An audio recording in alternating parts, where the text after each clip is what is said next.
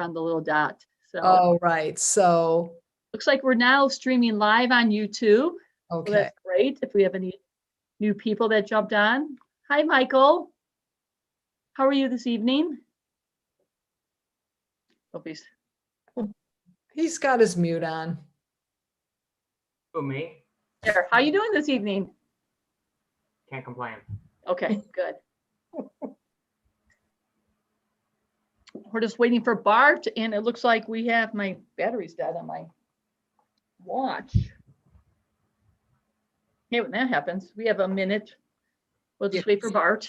Yes, I know he's rushing to do a bunch of stuff. So, and There's Steve Connors from Hitchcock. great. John is here. Good. John, I'm so envious of your little headphone and mic. It's I really thought convenient. The It pandemic helps. would last three years. I would have bought some. Yeah. John, I'd like a Big Mac. There you go. Oh, Michael, there he's you go. classy. He's at oh God, what's the one? Panera, and what's the other one? Chick-fil-A. No, not Chick-fil-A. Chop salad place. What's the name? Oh. Portillo's. Portillo's, yeah. Oh, Sure. Portillo. They know how to run an operation. I always said that they should do the vaccine clinic because they have. Oh my God, they would have been great. Yeah, Right, it's so true. right. They have it down. So Yeah. Can you hear me? yes, Yeah. we can. Oh, I got my sound turned off. Steve, can we check your mic too? Yeah, can you hear me? We sure can. Thank you. Jenny was cool, the cucumber for our community meeting when we had some technical difficulties. Both her and Steve were so very calm. So Can you hear me, Lisa Shepherd? I can hear you, Chris. Thank you. Chris, are you you're masked because you are He's with Steve. with Steve. Got it. Thank you. Okay. Hi, Jenny. Oh, I'll wait just a touch more. Okay. Do you want me to text him? I'll text him right now. Okay. Oh, there he is. Yay. Okay, I'm gonna start recording now so I don't forget. Okay, good. Hold on a second, please.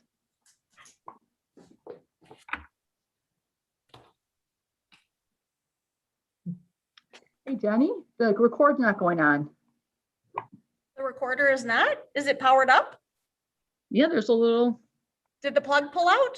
no, there's a little, it says there, but it's not recording when I push record. Hold on, I'm coming by you. Technology. If she comes in and just pushes the button, I'm gonna be so mad.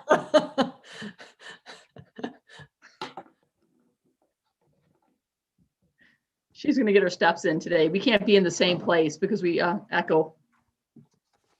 Just won't hit record. See what I mean?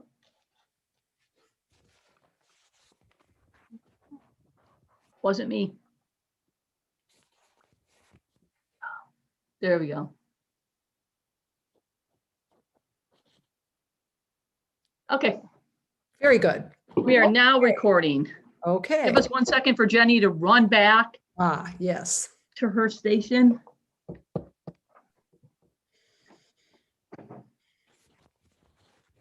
I think Bart had a dog problem because I heard a dog barking just before he ran out. And he's back. Great. Okay, I call the August 3rd, 2021 regular board meeting of Glencoe Park District to order. Lisa, please call the roll and note the time. Great. I just would like to remind the commissioners, when I call your name, can you please say permission to record? It is 7:02. Commissioner Bourne, Yes, permission to record. Commissioner Kobe,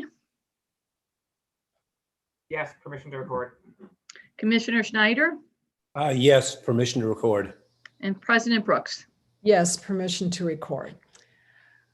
On to consent agenda items. Item A is routine. Does any commissioner want any item pulled from the consent agenda items? No, okay. I entertain a motion to approve the consent agenda items as presented. So moved. Second. Second. Okay. Okay, roll call vote, please. Commissioner Boren, Yes. Commissioner Kobe, Yes. Commissioner Schneider, Yes. President Brooks. Yes, motion passes.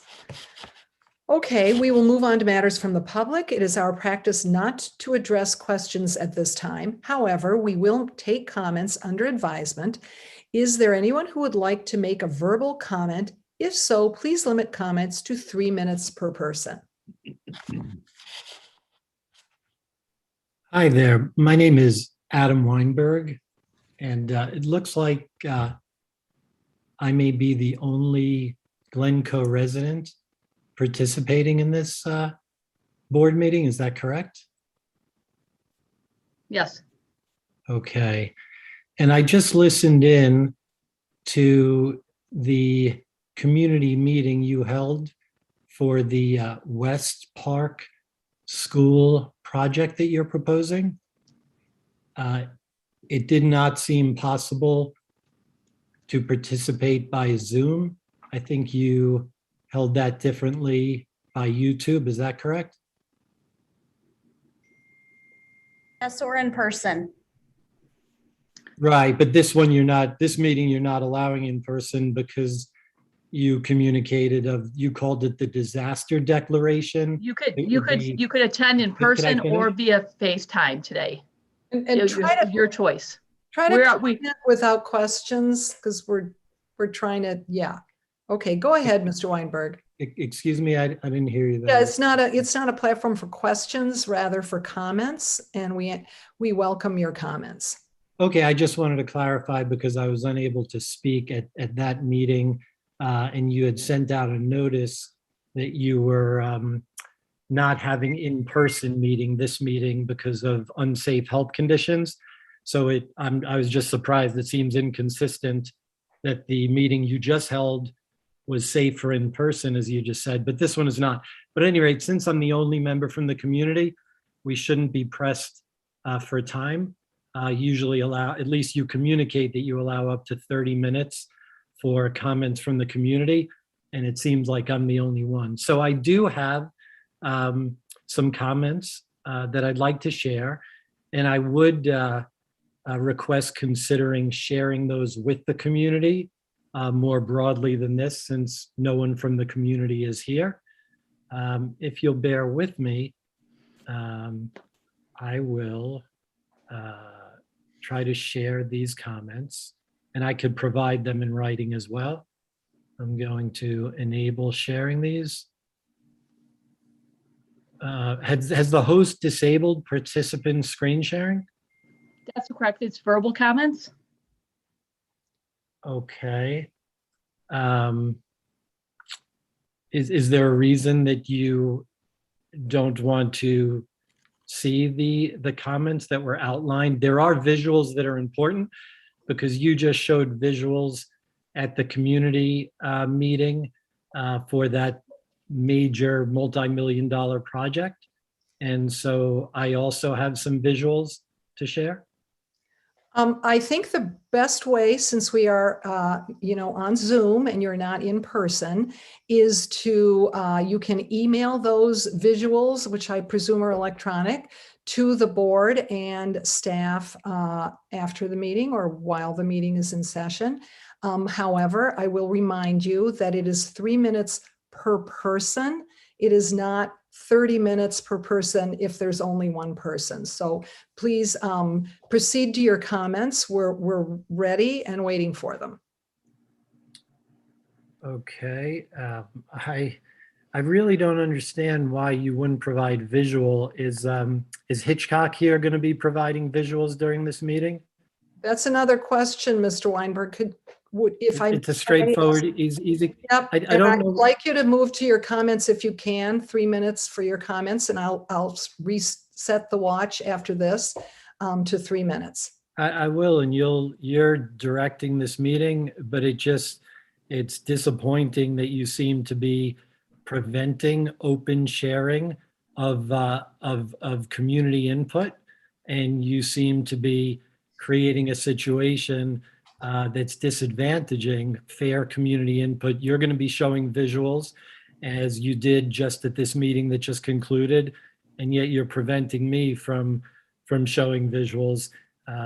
That's your choice, but it seems to be trying to prevent transparency and open and fair community feedback and input.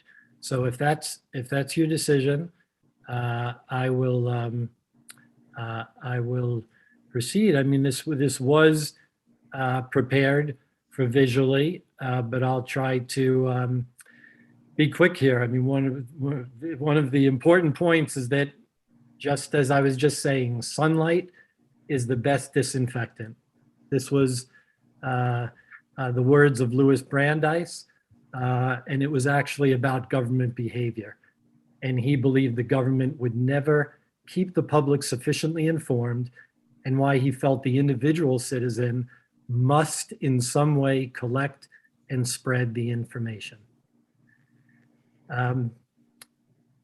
In this vein, one should not be careless with the truth. There are several quotes that I would share, but one by Robert Greene says, "The best deceivers do everything they can to cloak their dishonest qualities." And I wonder if this is why you're deceptively manipulating, misrepresenting your board minutes of my comments, particularly from the last meeting. And I would once again request, as I have in writing, that you correct my prior input and accurately reflect my comments.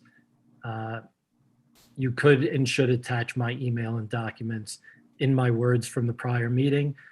And you also should be allowing me to present my words and visuals here. Facts are verifiable. And the factually provable truth is that I have for years advocated for all areas of Glencoe, including West Park, Central Park, Shelton Park, Watts Park, and yes, Lakefront Park. It's not about, as you misleadingly wrote in your minutes, about prioritizing any area of Glencoe. It's about fiduciary responsibility. It's about disclosing conflicts of interest. It's about doing right for all Glencoe residents. It's Mr. about being Weinberg? an ethical citizen of Glencoe Yep. and Illinois Yes. and our country. Mr. Weinberg, Is- I do Is appreciate what you've Glencoe said so distressed? far. Excuse me? I do Excuse me? appreciate what you've said so far. I reset the clock after 3 minutes so that you could make your comments, and I strongly suggest you convey in an email all of the things you've been speaking of so far, including the visuals that I know would make what you're saying more prescient. And I'd like you to please do that for us, and we will continue now. If there are no other public comments, we will continue with the meeting, and we will leave it at that. Can I please request just a few more seconds, if not minutes? Well- This seems very very odd that you Yes, have I know it does to you. no Yes. other residents participating. Yes, I do understand that, but it's not, this isn't a discussion or a dialogue. I'm mandated to run the meeting and proceed so that we can get through a very large agenda. You're welcome to, of course, listen in as a member of the public. And Lisa, I'll just direct you to move on. I would like to provide some very important feedback and comments on a $2 million project that you are rushing through in the dark of night here. Well, we appreciate that, and- and we will look forward to those comments when you email us, and that would be great. Okay, Could you so I'm explain going why to you move wouldn't on. allow me to I'm make going a to few move on now, comments Mr. Weinberg. about this particular project? I am going to move on now, Mr. Weinberg. I think you heard me. Lisa, if you could manage that. Respectfully, this is Okay, so we're going to move on to agenda item presentation. We are going to table the presentation of the IPRA IAPD This Community is Service incredibly Award to Betsy corrupt. Leifson. He has requested to attend in person to receive you have this no award. shame. So we I'm will. wondering, excuse me, Lisa. You have I'll no come shame. forward. I would like Are you the, are you I representing? would like Mr. the- Weinberg to be muted if we could, so that we're able to continue our. Okay, thank you. We're tabling the presentation of the IPRA IAPD Community Service Board to Betsy Leifson until we can do this in person. We're excited to give that to her, and we've been waiting for a while. So we'll wait till we can meet again in person. So now we have discussion on West Park design. We're going to start out the evening going to, Aaron's going to go over the community survey results that we put out to the community. So Jenny, could you allow Aaron to share the screen and do that, please?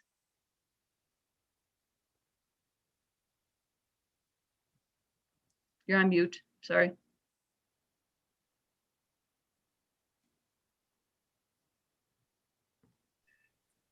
Sorry, I'm having trouble sharing it. Hold on. It's on my screen. Let's see if I have it here. Okay, try now. Try now. Try it. I control that, I guess, apparently. Is it working? Yes, it is. Oh, hold on. Sorry. Can you see my PowerPoint? Yes, we can. You're good Okay. to go. Thank you. Great. Sorry, I'm on an iPad. I don't usually do PowerPoint this way. Okay. So we did a community survey to everyone in our database, which was 1,700 addresses. They were only Glencoe residents. It went out on July 27th. A reminder was sent 3 days later to non-openers, and it closed today at noon. 282 people completed that survey. We first asked how often people in their household visited West Park. A few times per year was the most popular answer, but there were others that visit once per month or once per week. In terms of how do people get to West Park, they mostly walk, 34% drive, 18% bike. In the other section, it was usually a combination of walk, drive, and bike. In general, people come to West Park with their family, not their extended family, or they come alone. They also come with friends, 14% too. People visit West Park primarily for the playground, followed by the tennis courts, baseball field, leisure time with friends, and then just students at West Park. Walking or playing with the dog is about 15%, basketball, 15%, none of the above was 11. And watching sports was 10%. Using West Park for a health and fitness routine, 60% said never, 30% said sometimes, 8% said often. And that could include any type of health and fitness activity. Then specifically, how often do you use the tennis courts? Only about 8% said often, 36% said sometimes, and 55% said never. We asked them to rate 12 different amenities of what they would like to see at West Park in the next 5 years. This list is an average in order of what was the most popular based on those ratings. The restroom facility was number 1. Renovating tennis courts, adding pickleball courts was right up there behind there. New picnic shelter, adding a walking loop, ball field improvements, more seating and benches followed. In terms of some of those things were pools, splash pads, dog parks, native plantings. There was some comments about field conditions for the baseball field, and some comments on drainage. And that's it. Any questions for Aaron in regards to the employee survey, the community survey that we did on West Park? Open up to the board. I believe you also got a copy of the survey with the comments. We did. Excellent. So if there's hearing no comments from the board, I'm going to turn it over to Steve Hunters from Hitchcock Design to go over the conceptual design. I did make a note to at the community meeting that This is a conceptual design that the board tonight is going to come to a consensus of moving forward with which components they want for the OSLAG grant. That more detailed design as far as the exact amenities, like the exact shelter or backstop or things like that can be considered later. The one amenity we will have to decide on is what the pathway will be made of. And we'll go over that in a few minutes. And that if we do not receive the grant, that there's no guarantee that this project would go forward at this time. So, Lisa, Steve.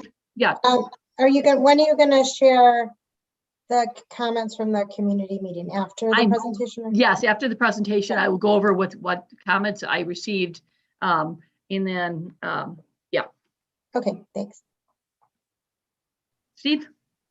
All right, so I will go ahead and share my screen here.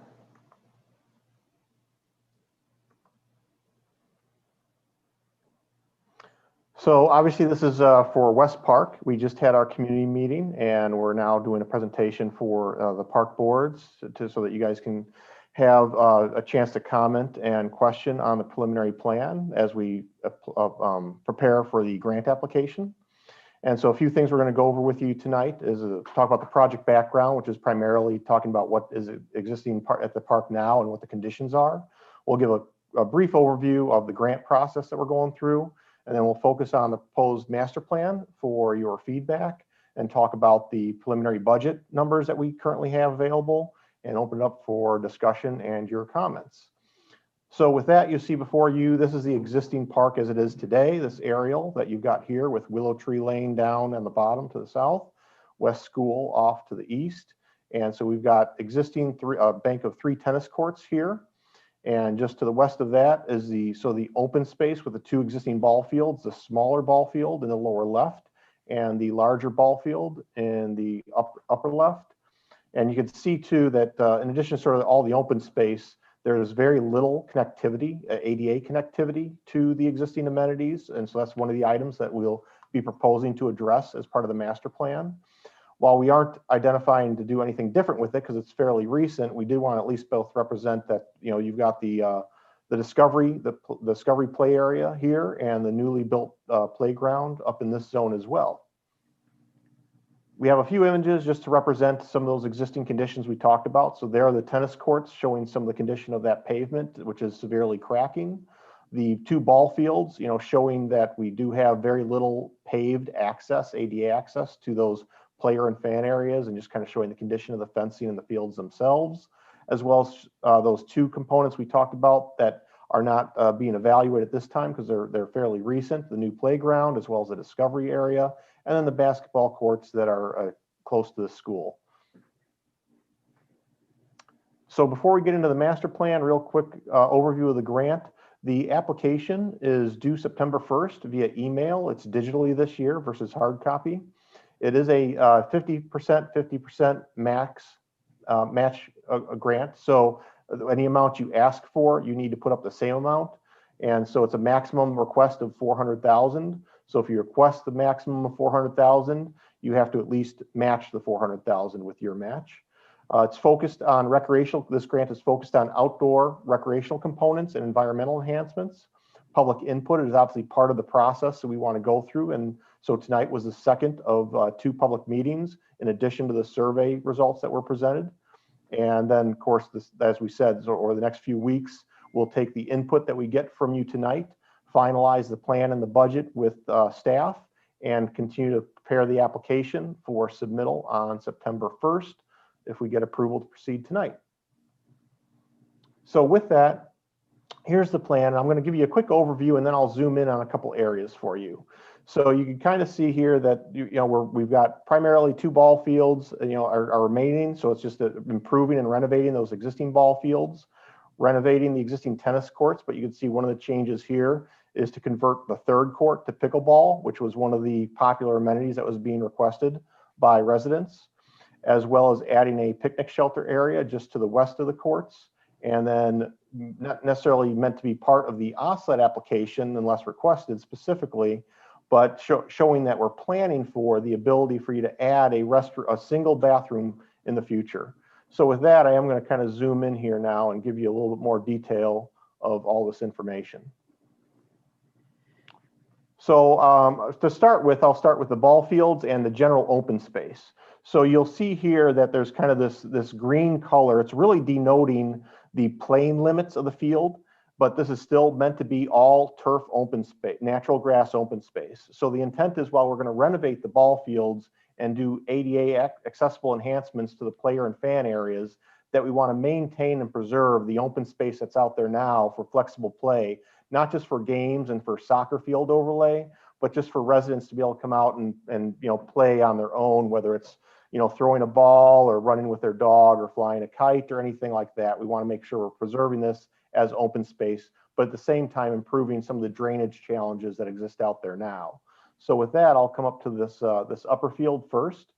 And so this will be the larger field, and it's meant to be, again, still sort of multi-purpose for both, be able to serve both baseball and softball, as well as you can see here, this little diagram of a small soccer field. So it can be multi-purpose beyond just baseball and softball.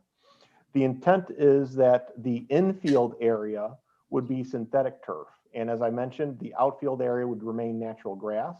The reason for that is the infield area is the area that creates the most sort of rain delays and drainage challenges. So while we would be looking to improve drainage in the outfield, the proposal is to do synthetic turf in the infield. You see the two different colors though. You could still do two different tones of synthetic turf so that it replicates the idea of grass versus infield. So you could delineate your baselines and your infield area with the different colors of the synthetic turf. On the back, so the fencing would basically be, replacing the backstop as well as new fencing around and in front of the dugouts and down the sidelines. No outfield fencing though, so that we can maintain that open space. Then we'd have a paved area back here for bleachers and a paved pad with shade structures for the dugouts. Again, making sure that we're improving ADA access to the player and fan areas that does not exist now, as well as making connections to this loop trail. So we are showing a loop trail, which is about a quarter-mile distance around the park. It is a popular amenity in many parks, and trails are a top element that people do request and want to use, but it's also providing you ADA access throughout the park, not just to the individual amenities throughout the park, but also to various important connections to the neighborhood and the community. Up here to Dundee Road, and then we've got a connection here sort of through across the Cherry Tree Lane, and then two connections down here to the existing Parkway walk along Willow Tree Lane. And then of course we make connections to the other fields and the other improvements as well. So there is an existing, sort of heavy vegetative screen along Dundee Road now. That's proposed to remain. Again, this is conceptual planning, and so engineering is not being done at this time, but it's possible that because this is in the MWRD jurisdiction, that these improvements might require some stormwater detention. So we are just representing that there is going to be some space to allow for some stormwater detention, should that be required as a permit jurisdiction requirement when engineering for this is done. Other than that, we kind of continue this loop trail down here to the lower field. So this will be the smaller field. This is meant to be all natural grass at this point from a budgeting perspective. And then again, paving the back area. So we have ADA access for fan and player areas that are connected to the trail. The other two things that I'll point out for the ball fields is behind the backstop of both, you'll sort of see this other color green, and I'll go up to this one so you can see it here as well. Not just that we're proposing that, improving the drainage back here, having the budget to improve the drainage in those areas, but to create little small rain gardens in these areas, which will also help with the drainage, create little habitat spaces, as well as use native plantings to help with water quality. And it's an element that will be looked upon favorably as part of the grant application. With that, I'll kind of move over to the lower right here and the other improvements. So we are showing a picnic shelter, an open air picnic shelter in this location, kind of taking advantage of the open space that's kind of off to the side and not interrupting the open play that people might have for the park or the fields. And this way it's also close to not just some of the fields, but it's close to the sport courts. And should you do a future restroom, it's close to the future restroom at that point with a connection to the trail system as well. And you can see a few benches sort of proposed around the trail. And then we do show 2 concrete walkways to what would be your a single stall restroom. We do have some images representative of what that might look like. Although as Lisa pointed out earlier, during concept design, we're not selecting the actual products and finishes at this time, just representing what the vision of those might be so we could budget for them accordingly. And then with the tennis courts, as we mentioned, there'll be a renovation of 2 tennis courts to remain as tennis, but it'll be new pavement and new color code system, and then converting the far court to be 2 dedicated pickleball courts with fencing that separates that use from the tennis use at the same time. So let me zoom back out here and go to a couple of the character images that we mentioned. Again, these aren't the actual final product selection, just showing the idea of when we mention a sort of a shade structure over the dugout, it could be something similar to this kind of a component over a paved pad. The synthetic turf infield, here you can sort of see the 2-tone difference. So this is both synthetic turf, the green and the brown, and the pickleball courts representing that improvement there. The pathway, the trail system, which one of the things that's up for discussion tonight is what that material might be. Here it's represented as decomposed granite. Our understanding is that might be one of the more desired materials for the park. And then while this may not be part of the OSLED project from a budgeting perspective, making sure that there's an allowable space for eventually a single stall unisex family restroom, and then an open air picnic shelter. So again, just showing the idea of what some of those improvements we talked about in plan view may look like. And so the final thing to review with you here, again, this is just very preliminary costs, and this is for the purposes of getting feedback tonight. We'll continue to fine tune and finalize these costs with staff after tonight for the purpose of the application, staying within the budget that we're directed to. But you can see here that in general, this is the way that the OSLED application will want to see these improvements lined out. So when you see all these individual recreation improvements, everything is included in that number to do that. The earthwork excavation, the demolition or removal of existing components and features, the grading, the earthwork, the pavement, and the restoration costs. So for the walking path system, we're looking at a little over 200,000, and this is budgeted again for the decomposed granite type material. The ball field improvements, both the large and the small field, including synthetic turf for the large field infield area. The tennis renovation, and so we did separate out the 2 tennis court renovation versus the 2 pickleball courts, but it's all in the same footprint of what the tennis courts are right now. And then the shelter and gathering area that we've got here, a little over 100,000, the rain garden features, and then just some general landscaping enhancements as well.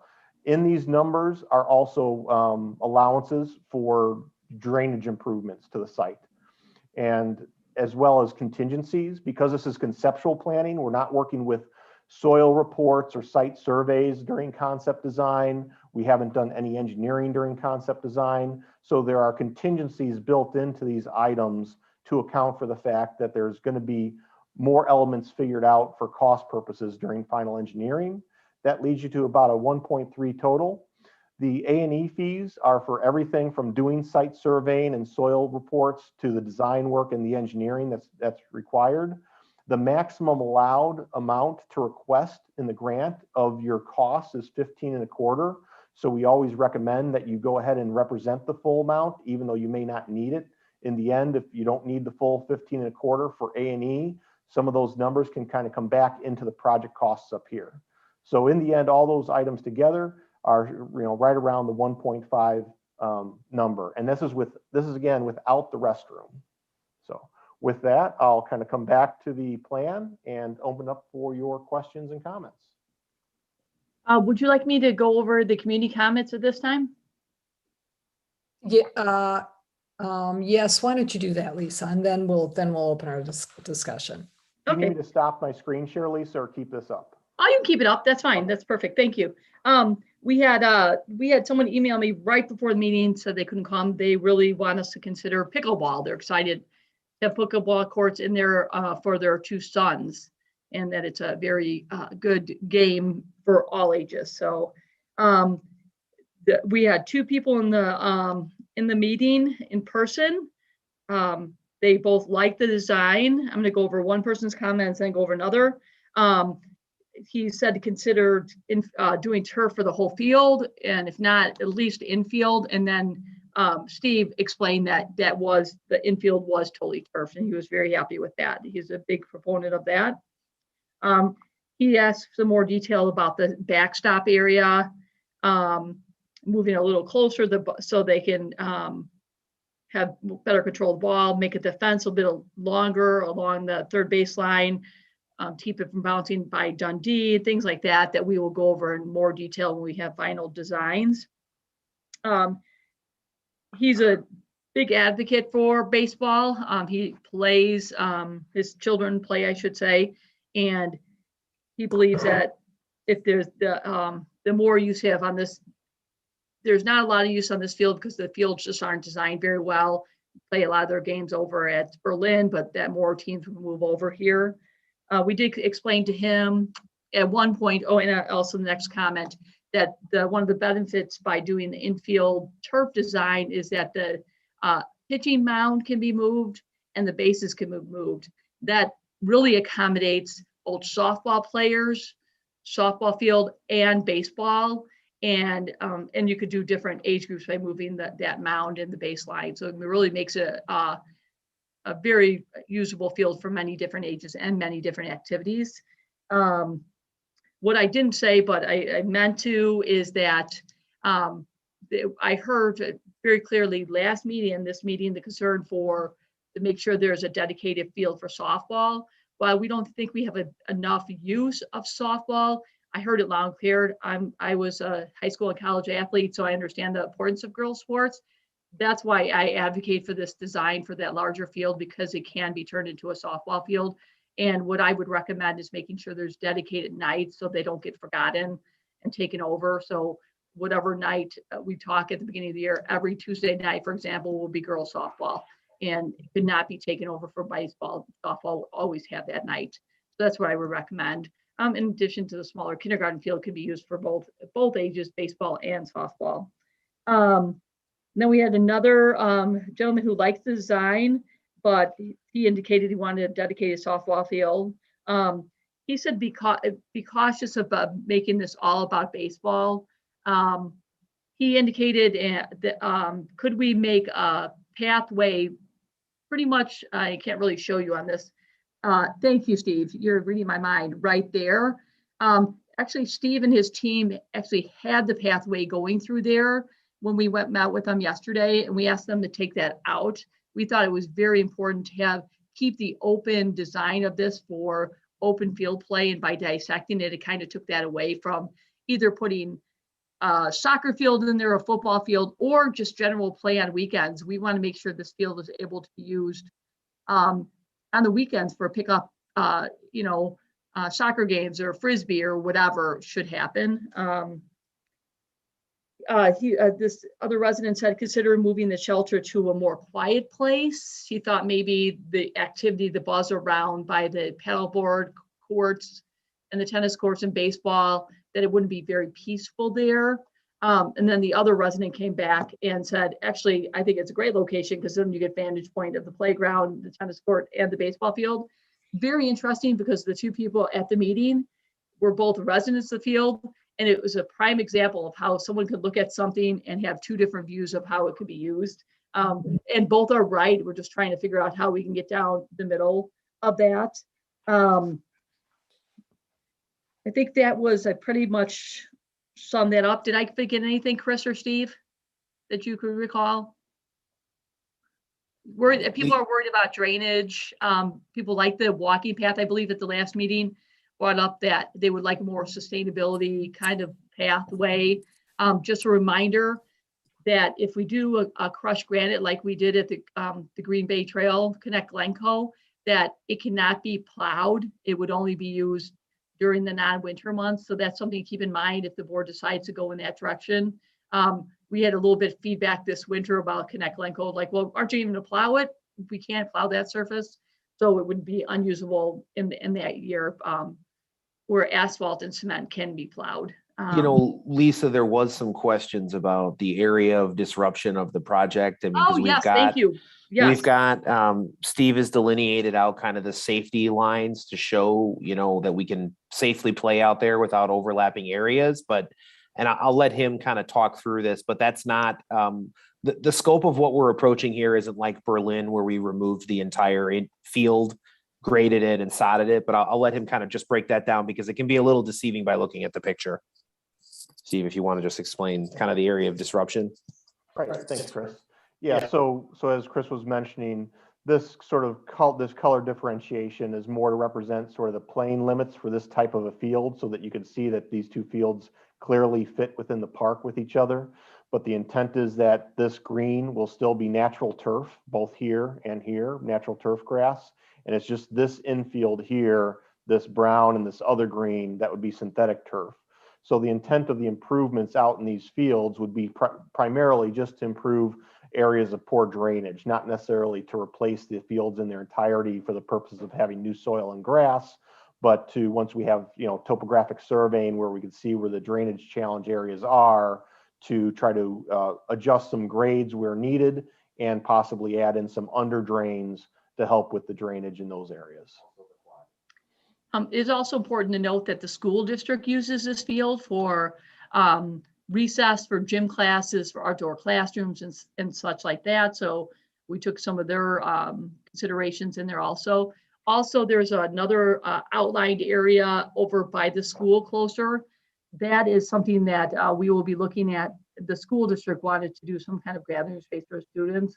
That's outside of our funding and outside of the OSLAD, and that hasn't been developed. That's for future development that we will bring and show the board at that time also. So Lisa, that's also located on school district property. it is. So that Correct. effectively the design of that is their purview. Yep. One of the things is Hitchcock has notated it as gray as a differentiator. They're not recommending that becomes a concrete pad. I just wanted to Yes. call that out, that they've got some ideas, but we haven't really had a chance to meet with the school on that area yet. So I would also like to note that we did indicate one bench along the winding path. There may be more, but there is a dedicated bench right there. So I wanted to make sure that anybody who was looking at, we got some comments on that bench will stay there. And there'll probably be more benches added along the pathway similar to at Takeoff, but that one is in the design to stay there because it's a dedicated bench. Everybody really liked the walkway, ADA accessibility, the ability to access the neighborhood in different points, and especially the ability to access Dundee Road. So I also gave the people the ability to, because we did not move to a total offsite meeting for the community input meeting, because we did a lot of advertisement to notify people of that meeting, and we thought it wouldn't be possible to all of a sudden switch gears. So we did do that meeting in person. I invited anybody who was listening via YouTube. They wanted to write in their comments in the comments section. They could. If not, they could always email me their comments at a later date. So that's it. Now we leave it open to the board to discuss. I just have two really quick questions for Steve, which are more probably too detailed for this level, but I'll ask anyway. I really like all this stuff, and I'm not gonna say anything more about that because it's just really well thought out. My two questions are with the picnic shelter. If some awesome left-handed batter comes along on that small field, I'm a little bit concerned about having a place where people are sitting and maybe not paying attention to the baseball game and getting whacked by a kid that can really hit one into left field. So just please take that into consideration. I don't want any issues with that later on, although I think it'll have to be a pretty impressive hit to make it from letter A to letter E, but I just want to put that out. And the second thing is there going to be access to the pickleball courts from the west side, or do you have to go in only through the east side? Yeah, so I mean, while we'll continue to refine things like that during final design as far as access points and gates, the intention is to have some kind of an access point from the park side, as well as having an access point from the school side, and then, probably whether it's a gate or a gap in the fence, the ability to obviously go between courts from the football to the tennis. Good. And then the picnic area, just obviously address that later on, but I want to make sure safety is really important, at least in my book. And I can see someone sitting there and getting whacked by a ball. Understood. If you could see the outfield measurement, it looks like it's outfield fence, it's not. That's the normal outfield for baseball. So if they could hit it to the bathroom, that would be quite the hit for any of those age groups. So Not the bathroom, it's the people are going to be sitting at that. So Yeah. even further, so even Yeah. they didn't hit it even further to get there. Just Yeah. a question, what are the age groups that are playing? I mean, I know the little field is little people, young people, 5-year-olds. The other field could be any age, is that right? Yeah, Lisa, we're envisioning the synthetic turf field really being kind of K through 8th grade, depending on the needs. Yeah. The small baseball field right now is basically K through 2nd grade. So I would imagine as long as we're playing appropriate age groups on that small field, we're not going to have to worry about a kindergartner hitting it past probably first base, to be honest with you. So I think to Michael's point, though, we're gonna have to be careful in ensuring that we don't have like a 5th or 6th grade game squeezed in there, or a 7th or 8th grade game.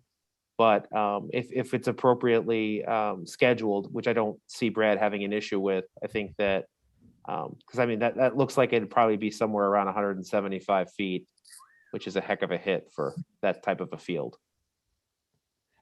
And do the older kids generally play at the Watts field anyway? Isn't that? So Lisa, wrong? currently the Pony field, which is the West Park field, is the field that's configured for the oldest kids. Mhm. So Pony is 7th and 8th grade.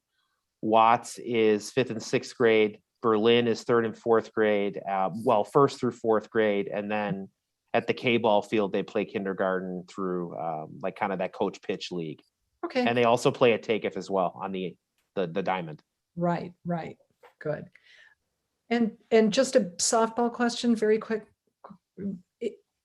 Isn't the difference between baseball and softball involving where the pitcher stands on a mound or not on a mound?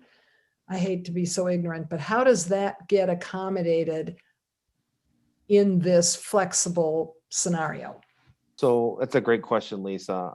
Basically, what we see is a portable mound that you basically pick it up and you have the field marked with different dimensions, and Okay, you place the mound on the field where you need it to be. Or in the case of softball, you have no mound. yep, So you move that off and you have the proper grade on that field for a softball pitcher to pitch from no elevation. so where will that item live? Will that item live, it would get moved back on when the game is over if it's a softball game? There's no need for storage of anything. There's likely going to have to be some coordination with youth baseball and softball. I mean, typically the portable mounds end up living in a shed. They get put out for programmed activities and they get put away for kind of that general rec time in the winter or the fall. But I mean, certainly we can go out there and, plan to kind of have a standard placement for the mound. It's not something that a couple of kids are going to carry off. I mean, it takes 2 adults to move it. Got it. Okay, and storage is minimal and you can deal with that. Yeah, we actually had one of these for a long time at Takeoff that we used very successfully. Good, great, terrific. Any other questions, Stephanie or Bart? Based on community feedback and the concerns raised by Michael, is there any other option for the picnic shelter? Like, for example, I'm sure you thought about it other places. Like, did you think about it where the bathroom is and then moving the bathroom there? I know there's definitely pros and cons to both of those things. Being the bathroom being more visible. Just a question. I mean, it's, as far as like the being peaceful comment, there's action all over this park. So that's not my concern, but just to throw it out there, just because the issue was raised, was it considered in that area? We can certainly take a second look at this with staff to determine if it can be in an area that maybe feels a little less active, but to what you pointed out, the park is a pretty small footprint to begin with and fairly active throughout. So, anywhere that you put it likely is going to be adjacent to some type of high activity, but we can certainly take that comment into consideration and see if it looks like there is any other placement we might be able to do with staff. Yeah, there are some existing shade trees in this area, so that is one of the benefits of this location.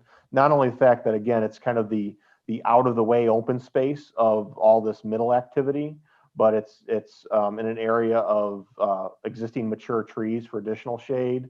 And while the downside is its next activity, that's also the upside, is that it's convenient a location to various activities at the same time. But we can certainly take a look at that further.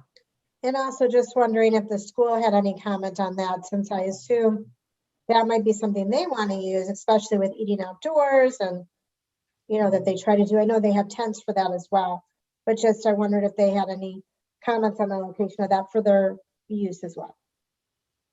At this time, I don't believe the school has provided any input on the shelter location. And can you just repeat, I'm sorry, I know it's not part of this project, but what you said the school was thinking, did you say badminton courts? Oh, no, some kind of gathering area, but they haven't defined it yet. They haven't Okay. even started really discussing, but they said that general area there may want to put something in. Okay. And they really thanks. they really haven't started diving into it yet. So we just delineated that as not something we're gonna touch. Okay. Got it. I don't know why my mind heard badminton. Badminton, you're like, "Oh, badminton? Wow. You got pickleball. It You've been sounded watching too much Olympics. Exciting. Probably. Yeah, Thank it's you. important to know when we're applying for the OSLA grant, we have to commit to the amenities we're gonna do, and mostly the recreation amenities. They can be tweaked and moved around a little bit, but you can't take them out. Correct, Steve? But you can add later, right?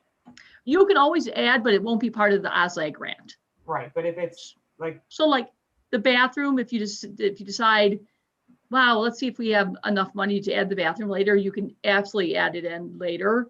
If you're now going, I don't care what it costs, I want to put it in, it would be added points for OSLA grant, but I don't honestly think we're at that point yet to know if we can afford it. no, I, You can always make the project bigger and more expensive, but you can't Yeah. make it smaller. Mhm. thanks, Steve. I have one question, and it's just a question of timing. So there's the one bench that looks really nice down by the softball field. And I'm assuming, since you can make the project bigger, you'll probably decide, particularly on the ADA trail, to consider other benches either as part of the project or subsequently. I mean, is that, Correct. okay. That's So totally just- correct. It's an item to be discussed, but you're not Yeah. there yet. That's Yeah, fine. we just wanted to make sure we put a pin on that one dedicated bench because, those are pretty important to people. So we want to make sure we didn't lose sight of that one. Yeah, plus that looks like a great place to have a bench. watch some That's a games. great location. Yeah, and I think it was dedicated to someone who was very active in baseball. So Okay, thank you. Oh, any other questions? anything else? So my question to the board is that we have to go down that slope of the pathway. What material would you like us to consider? Because that does have to be put in the grant. Just give you some things to think about. Concrete, you pretty much put it in place. You've seen it at Takeoff. You can plow it. You don't have to go back to with a lot of maintenance like you do for asphalt. But asphalt is also an option. It's cheaper option, but you also have to do more maintenance to it throughout the years. And I'm sure Steve and Chris can talk forever on this. And then the granite pathway, we just put in Connect Glencoe, that we cannot plow. So it's not, you can't plow, you can't shovel it, but it is considered a more sustainable option. So back to you. Thoughts?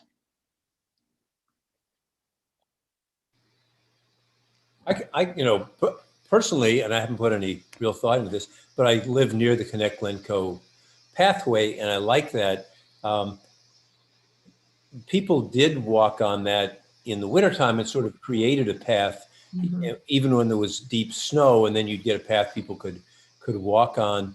I don't know. I lived in Europe at one point, and in like the mountain communities in Switzerland, there were pathways that were just plowed into the snow on top of snow. Like, I mean, there's certain devices and I don't think you'd ever want that, but I think, and also it's spring, summer, fall, activities, the only thing you might use in the winter out there, I think, would be walking on that path. And if it's heavily used, I think people just create a path on top of that. I don't Yeah, know. Bart, if you noticed, yes, you commented that that's what happened on Connect Glencoe this last winter. And I walked on the Connect Glencoe Trail during winter when there was snow, but the path at Takeoff, and Chris, you can talk about this too, it does have a tendency to get icy even when plowed. So what happens is, if the expectation is this is going to be clear, and I'm not going to have any problems on it, that's not completely realistic. So we might, and also I think one of our mandates is to address sustainability. And this certainly would be a way of doing that, along with the rain gardens, which I absolutely love. And I think will make the walk around here all the more interesting. So I would say, if it is, I know it is more expensive, but I think it just aligns better with our general philosophy in terms of sustainability. I think that it looks better. I think the neighbors probably weighed in a bit on that. So I would say my vote is also for that. Okay. Stephanie? I agree with everything you said. I don't specifically remember, Lisa Shepherd, you saying that the neighbors did weigh in on that, but did they say that that was their preference? I believe in the first meeting, there was a preference toward crushed granite, yeah. Okay. But today's meeting, no one commented on the surface. I mean, I think with the usability, like just like on the trail that, you know, the Green Bay, our inner Green Bay Trail, like here, when this park is, when these fields are being used, snow wouldn't be an issue during the sports season. So in that respect, it doesn't bother me so much because, you know, like Bart said, in winter, they, you know, people who are just using it to walk around or walk their dog can make their own pathways. So, and I do think it looks better. So I would be in favor of it. One question, is there an ADA recommendation for what the surface would be on a trail? You know, an ADA sort of walking path? Chris or Steve, I'm throwing that to you. Yeah, crushed stone is an allowable surface for ADA. It just at times might need a little bit more maintenance from a standpoint of if there's some areas that get eroded, you know, but we're also budgeting for what our understanding is of what you've already done at the other site, to use a product that will kind of help minimize, just help stabilize the granite though. So Bart, to your question, the product that we used on the Connect Glencoe Trail has like an organic binder in it. It's a glue basically. So like you might go on sections of the Green Bay Trail, like between Maple Hill and Highland Park, and it's pretty rutted. We don't expect to see that kind of performance out of what we have. I mean, to be honest, the cost of that stabilized granite is actually very close to the cost of concrete, but the performance of it, the permeability, the aesthetic quality, the lack of basically intrusion in the environment. So to me, this product is the closest thing that we're going to get to concrete 8 months of the year. I mean, we're not going to have the performance of plowing it, but I mean, to Lisa Brooks's point, the amount of ice melter that ends up on the athletic fields at Takeoff is definitely very challenging, you know, just from an operational maintenance standpoint. So I think if we're going to go the direction of a crushed granite product, the stabilized product is the way to go for ADA. All right, thanks. Thank you, Chris. Any comments, Michael? Okay. So for grant purposes, we're going to go with all the amenities shown here, with the exception of the bathroom. And we'll have the design in there. We'll have further discussions on that once we really look at to see how much the budget is and if we can add that safely within our budget constraints. Does that sound good?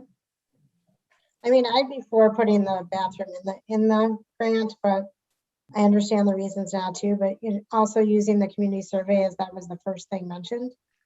So that does, you know, just give a Someone made a Hey, Lisa, you know, someone maybe made a we really could just good have point. Steve, Wait, Steve talk someone made about really the actual. I'm sorry. Someone made a really good point during the community surveys. Like, we didn't ask, would you want a bathroom if you knew it cost $300,000? But that's just, so just note. But what were you saying, Chris? it might be beneficial before we talk about including it in the grant for Steve to actually talk about how much it would cost. Yeah, Steve? I mean, because we know it's expensive, but Steve actually knows how expensive. Yeah, so the cost is probably going to be somewhere between 100 to 200,000. It's not just the fact that you need to the structure itself, but the fact that you're bringing 3 different services to it. You're bringing water, you're bringing sanitary, and you're bringing electrical. And so those are part of what make restroom facilities so expensive. If you'll just bear with me for a minute while I stop the screen share so I could just bring another document up in front of me here. So I can get you that. I had that cost set aside.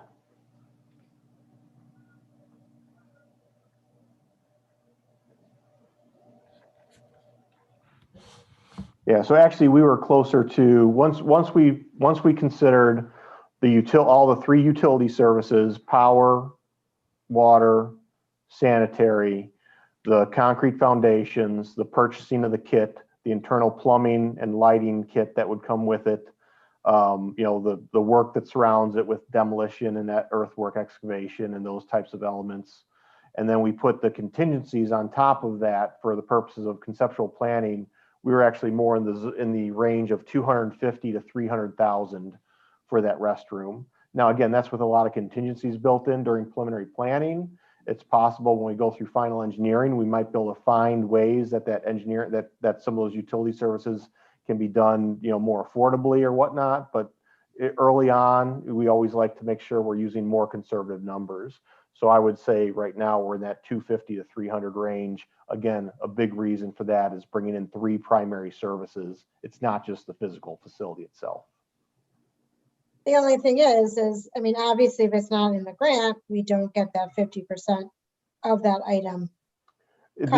So right now the grant is a maximum 400,000. And so the budget that we represented to you tonight is 1.5 million. So you're actually getting the maximum grant amount right now with what the project is presented to be. And so anything you add to it doesn't get you more grant money at this point. You're requesting the maximum already. Okay, that's right. Thank you for that reminder.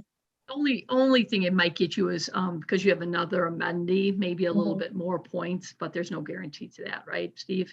Correct. Yeah. So that's really my question in terms of strategy. In terms of strategy, is there a benefit, since it kind of sounds like we're moving in that direction, given the public comments and our desires to kind of make this, a fully operational sports field? Is there, in your professional opinion, any sort of strategic benefit to putting it in versus leaving it out? So I'll let Lisa and Chris speak too if they've got anything. But obviously there's always one benefit that always exists is you don't have to come in and disturb the site later, especially when it comes into where your utility locations are going to come in. So if you improve your fields now, it's possible that a utility location has to disrupt a part of your outfield in the future if you do that in the future. But we don't know what the answers are to where those utility services would come in, but that's always a possibility. And actually my question, and that was sort of my follow-up question, my question was in terms of strategy, in terms of winning the grant.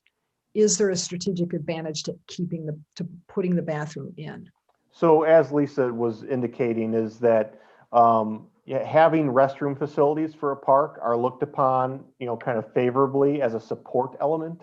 They aren't counted as a recreation component, obviously, because it's infrastructure. So it could possibly help a little bit in the evaluation. We do have yet to schedule a required pre-application phone call with the DNR. So we can certainly, ask that question more pointedly to them. But again, as Lisa also mentioned, it's no guarantee that it's the item that kind of puts you over the top or not. Sure. I just want to jump in, and I think it's important to note that making the project bigger and more expensive always helps with the IDNR. So the more you add to the project, obviously, the more desirable a project it is for them to want to support. But that doesn't necessarily mean that because we know even with what we've spent on these buildings in the past, I mean, we're not going to find that we can value engineer it down to $90,000. I mean, if we're looking at a $250,000 to $300,000 cost, we're likely looking at least a $200,000 amenity. And I think when we start to weigh that against, you know, other needs that the district has, I think that that's where it becomes a more nuanced conversation than does it help to get us to grant. So I don't know what your thought on that is, Lisa. Yeah, I mean, that's putting on the Carroll hat, because John's too new, is that, you know, we have a whole list of capital projects. So we only have some unlimited, we don't have unlimited funds. So does that mean if we choose the bathroom now, that some of those other infrastructure improvements that we have to make in our parks will be put on hold for another year? And are you okay with that, doing that? Or are you okay with bringing down our fund balances? Things like that to consider.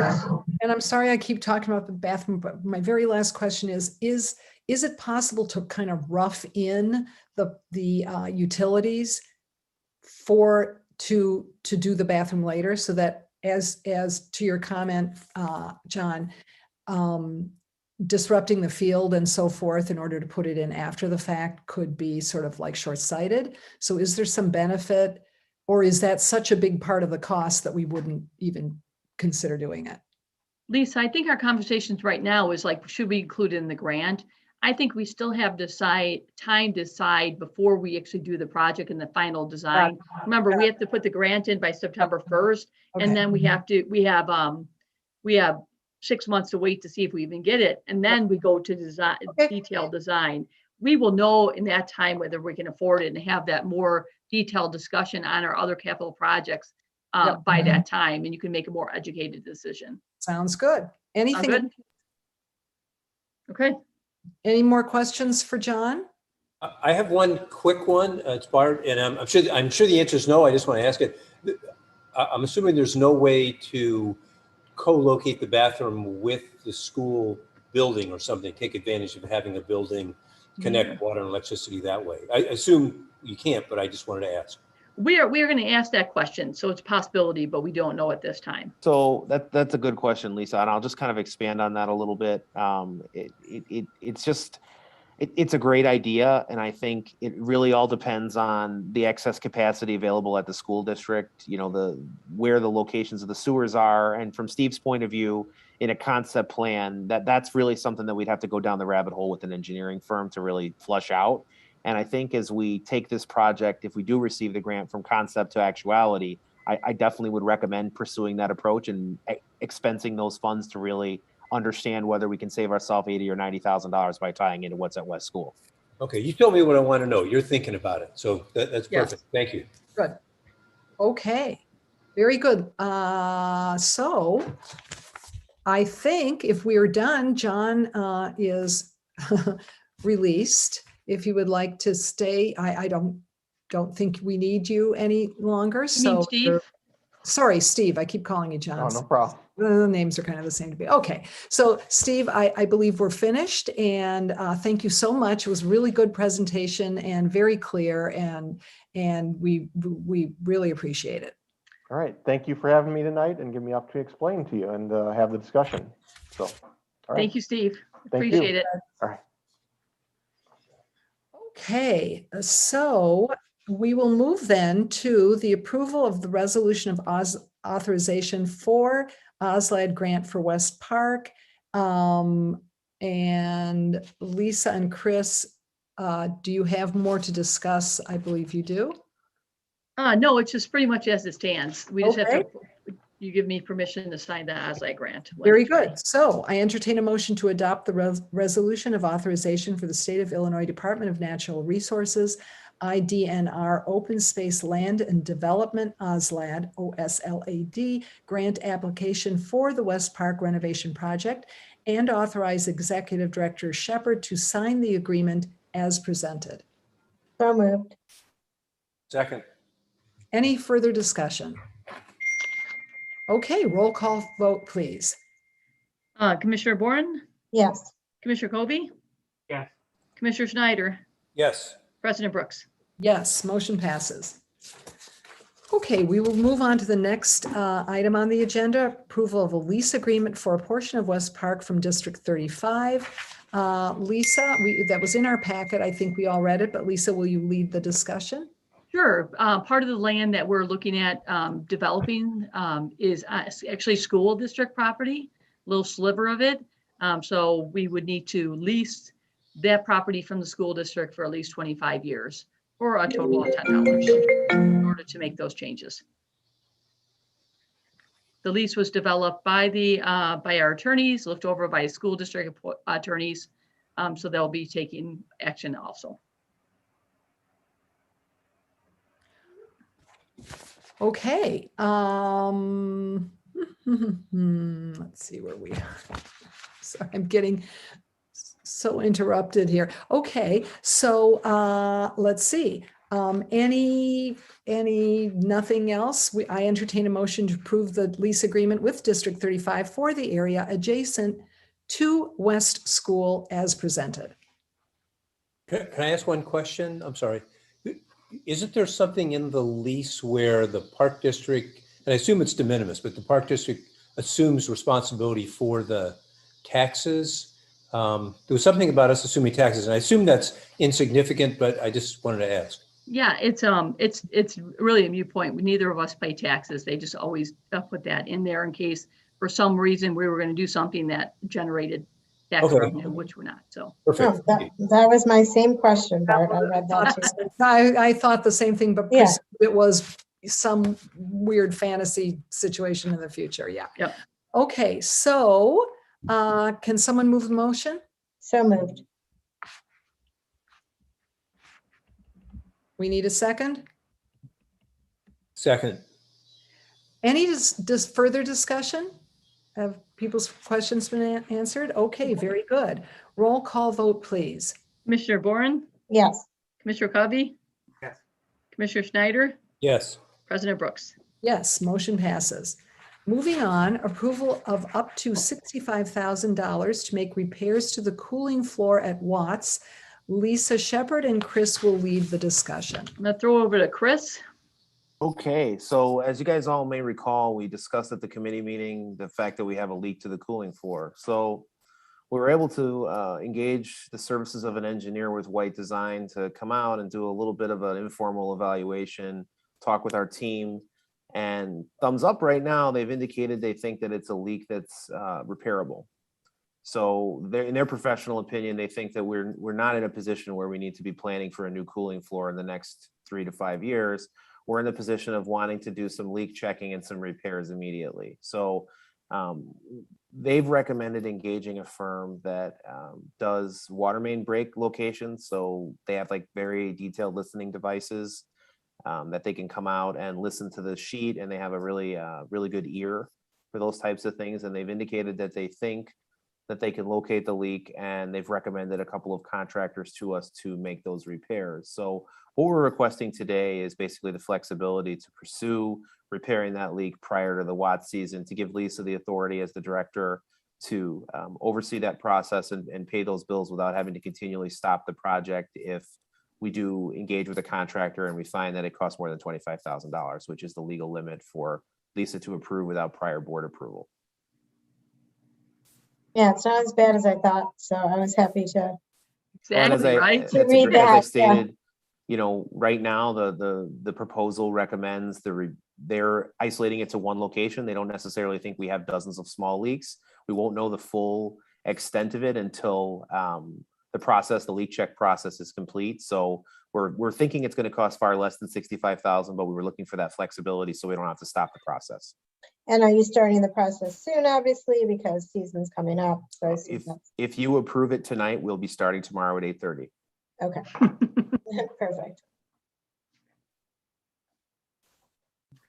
Okay. Okay, any further questions or discussion? I entertain a motion to authorize Executive Director Lisa Shepherd to expense up to $65,000 to make repairs to the cooling floor at Watts as presented. So moved. So I'm sorry, can I ask a question here? I'm sorry.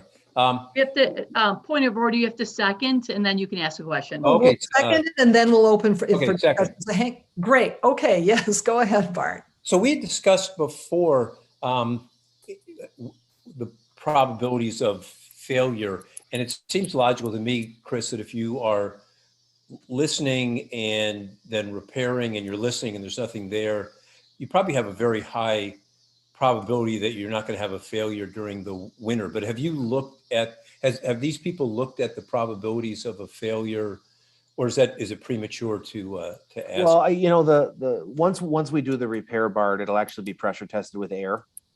So Okay. we'll go into the season knowing whether we're holding pressure or not, or how much we're losing.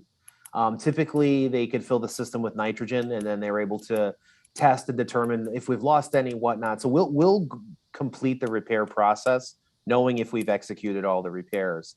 Can I say that it's a guarantee that we'll never have another break again? No. No, but But I like I can the say test. that I like the test. I mean, that you told me what I wanted to hear, which was, we're doing something to assess that the system is secure. Yeah. I assume you can run that air pressure or nitrogen up to a certain level. You say it held, that means, in those cases, there's a very high probability it makes it through the winter. Good. Okay. Correct. Great. Thank you. I like that. Thanks, Bart. Any further discussion or questions? Okay, roll call vote, please. Commissioner Boren, Yes. Commissioner Kobe, Yes. Commissioner Schneider, Yes. President Brooks. Yes, motion passes. Moving on, update on website redesign. Lisa Shepherd and Erin Clausen will lead the discussion. I'm throwing it to Erin because she's working so hard on this. Yeah, so we sent out a request to 10 different companies. We got 5 different proposals back. And we've elected to go with a company called Pure Eye. The proposal is less than $20,000, just less. So we don't need board approval. I just wanted to give you an update that we're moving forward. The company has done other park districts as well, including Wilmette, Lake Forest, Batavia, Elk Grove, Downers Grove, and Rolling Meadows. So we're excited to start working with them next week. Thank you, That's it. Erin. Any questions for Erin? I thought it was a really interesting part of the packet, Erin. I'm just going to say, reading through what they do and how the support they give afterwards and how easy it is to manipulate things. And I did look at some of the other websites, which I'm sure you have as well. So it seems like a really reasonable choice. Well, thanks for reading that whole thing because it was long. Interesting. Yeah. He loves that stuff. Yeah. I bet you Stephanie read it too. Us editors, we can't help ourselves. Yeah. We can change things. Okay. All right. Very good. Any other comments or questions for Erin? Nope. Okay, Erin, thank you. Then on to other business. Lisa Shepherd will present. I really have no other business. I just want to do a little housekeeping before we go into executive session. So we will be going to executive session. Jenny will be putting everybody but the board members into a waiting room. If you're in the waiting room, if you choose to stay and wait till the end of the meeting when we go back in open session, you're more than welcome to. Otherwise, after we put you in the waiting room, you can exit out and have a wonderful evening. So that's it. Good night. Good. Thank you. Thank you, Lisa. Okay, the board will now enter into closed session where no action will be taken. I entertain a motion that pursuant to Section 5 ILCS 120/2 of the Open Meetings Act, the board will enter closed session to discuss selection of a person to fill a vacancy on the park board as mandated by Section 2.06 5 ILCS 120/2 C3. Those present during executive session will include all commissioners, Lisa Shepherd and Jenny Runkle. In addition to the candidates. And of course, yes, as they are brought on, the candidates. Can someone move that motion, please? So moved. Second. Any discussion? Okay, Lisa Shepherd, note the time and do a roll call vote, please. Right, Commissioner Boren, Yes. Commissioner Kobe, Yes. Commissioner Schneider, Yes. President Brooks. Yes, note the time. It And- is 8:17. Thank you. Okay, very good. Motion passes. And we're moving YouTube live stream now.